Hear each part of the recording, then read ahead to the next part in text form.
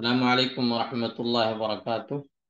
بسم اللہ والصلاة والسلام علی رسول اللہ وعلی آلہ وصحبہ ومن والہ، اما بعد۔ سوال نمبر 1، عقیدہ کسے کہتے ہیں؟ عقیدہ کسے کہتے ہیں؟ عقیدے کا معنی کیا ہے؟ عقیدے کا میننگ کیا ہے؟ کہہ رہے عقیدہ لغت میں کسی چیز کو مضبوطی سے باندھنے کو کہتے ہیں۔ لغت میں، ڈکشنری میں عقیدے کا معنی کیا ہے؟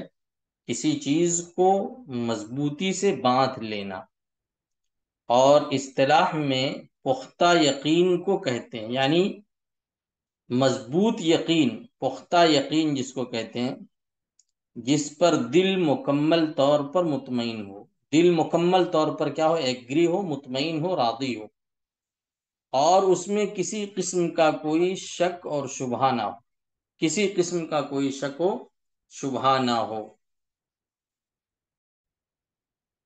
عقیدے کا لغوی معنی، عقیدہ لغت میں ڈکشنری میں کہتے ہیں پختہ، کسی چیز کو مضبوطی سے باندھ لینا، ربط کے معنی میں آتا ہے۔ عقیدہ ربط کے معنی میں آتا ہے، عقد سے ہے، اسی سے ہے۔ آپ دیکھیں کہ ویل لکل، آپ دیکھیں اسی سے ہے عقدہ۔ عقدہ عقیدہ سے ہے کیا ہے؟ عقدہ، یعنی کسی چیز کو پختہ طریقے سے باندھ لینا۔ اور اصطلاح میں کہتے ہیں پختہ یقین کو، یعنی حتمی چیز کو، کسی چیز کو آدمی مکمل طور پر اس پر ایگری ہو، اس میں کسی قسم کا کوئی ڈاؤٹ اور شک اور شبہ نہ ہو اس کو، تو یہ عقیدہ کہلاتا ہے۔ اور توحید کسے کہتے ہیں؟ توحید لغت میں کسی چیز کو ایک کرنے کو کہتے ہیں، ایک کرنا، اکیلا، اونلی، اکیلا۔ اور اصطلاح میں کہتے ہیں اللہ رب العالمین کو اس کے خصائص، جو اللہ کے خصوصیات ہیں، جو چیزیں اللہ کے لیے خاص ہیں، جو اللہ رب العالمین کے خاص چیزیں ہیں، یعنی الوہیت کہ وہی معبود ہے، وہی عبادت کے لائق ہے، ربوبیت وہی رب ہے، وہی مالک ہے، وہی خالق ہے، وہی پیدا کرنے والا ہے، وہی روزی دینے والا ہے۔ اور ایسے ہی اللہ کے جو اسماء ہیں، نام ہیں، جو اللہ رب العالمین کے نام ہیں قرآن کریم کے اندر یا احادیث کے اندر، یا صفات جو ہیں اللہ کی جو خوبیاں بیان کی گئی ہیں، اس کے جو صفات بیان کیے گئے ہیں، ان صفات میں اللہ رب العالمین کو اکیلا ماننا، اللہ کو اس کی عبادت میں، اس کے افعال میں یعنی جو کام اللہ کے ہیں، جو کام اللہ کے ہیں، جیسے پیدا کرنا، روزی دینا، مارنا، جلانا، یہ سارے کام اللہ رب العالمین کے ہیں۔ افعال اللہ کے جو ہیں، ان افعال میں یا اسماء اور صفات میں، ان کے ناموں میں اور صفات میں اللہ کو اکیلا جاننا، یہ توحید کہلاتا ہے، یہ توحید کہلاتا ہے۔ عقیدہ توحید کا علم حاصل کرنا کیوں ضروری ہے؟ کیوں ضروری ہے عقیدے کا علم حاصل کرنا؟ عقیدہ توحید کا علم حاصل کرنا اس لیے ضروری ہے کہ تمام اعمال کا دار و مدار عقیدے پر ہے، تمام اعمال کی بنیاد عقیدے پر ہے۔ اگر عقیدہ نہیں ہے تو عمل قابل قبول نہیں ہے۔ اسی لیے کفار مکہ کے بارے میں اللہ رب العالمین نے قرآن میں فرمایا وَقَدِمْنَا إِلَى مَا عَمِلُوا مِنْ عَمَلٍ فَجَعَلْنَاهُ هَبَاءً مَنْثُورًا۔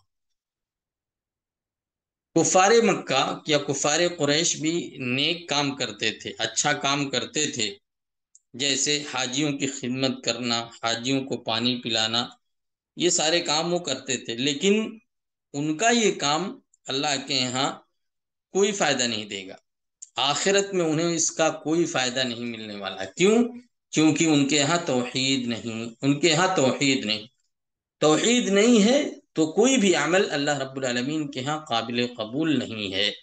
سارے عمل کا ڈیپینڈ توحید پر ہے، سارے عمل کی قبولیت کا ڈیپینڈ توحید پر ہے۔ اس سے پہلے بھی ہم نے پڑھا تھا اعمال کی قبولیت کی شرطوں میں سے ایک شرط یہ ہے کہ توحید کا پایا جانا، توحید کا پایا جانا۔ جس کا عقیدہ کفر و شرک سے پاک ہوگا اس کا عمل قابل قبول ہوگا، اللہ تعالیٰ اس عمل کو قبول کرے گا۔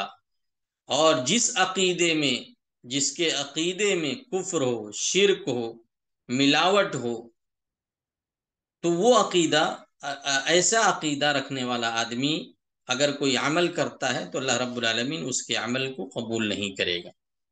اگر عقیدے میں گڑبڑی ہے، ملاوٹ ہے، اور وہ عمل کر رہا ہے، اسی لیے بہت ساری احادیث میں ہم دیکھتے ہیں کہ اللہ کے نبی صلی اللہ علیہ وسلم نے فرمایا کہ اللہ رب العالمین ان اللہ لا يقبل من العمل، کہ اللہ رب العالمین عمل کو قبول نہیں کرتا ہے جس عمل میں اخلاص نہ ہو، جس عمل میں اخلاص نہ ہو، جو عمل خالص اللہ کے لیے نہ کیا گیا ہو، اس عمل کو اللہ سبحانہ و تعالی قبول نہیں کرتا ہے۔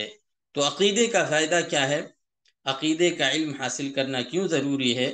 اس لیے کہ تمام اعمال کی قبولیت کا دار و مدار عقیدے پر ہے۔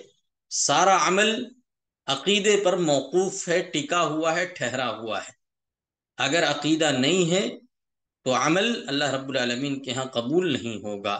جن کے عقیدے میں خلل ہے، ملاوٹ ہے، وہ عقیدہ، وہ عمل اللہ رب العالمین کے ہاں قبول نہیں ہے۔ اور اگر عمل کیا ہے، کفر سے، شرک سے، ملاوٹ سے پاک ہے، تو اللہ رب العالمین اس عمل کو قبول کرے گا۔ وہی عمل اللہ کے ہاں قابل قبول ہے، اور اسی عمل پر بندے کو اللہ کے ہاں اجر و ثواب ملنے والا ہے۔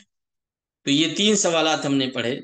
عقیدے کی لغوی اصطلاحی تعریف کیا ہے، اور ایسے ہی توحید کسے کہتے ہیں، توحید کا معنی کیا ہے، اور ایسے ہی عقیدہ توحید کا علم حاصل کرنا کیوں ضروری ہے۔ وصلی اللہ علی خیر خلق محمد وعلی آلہ وصحبہ اجمعین۔ والسلام علیکم ورحمۃ اللہ وبرکاتہ۔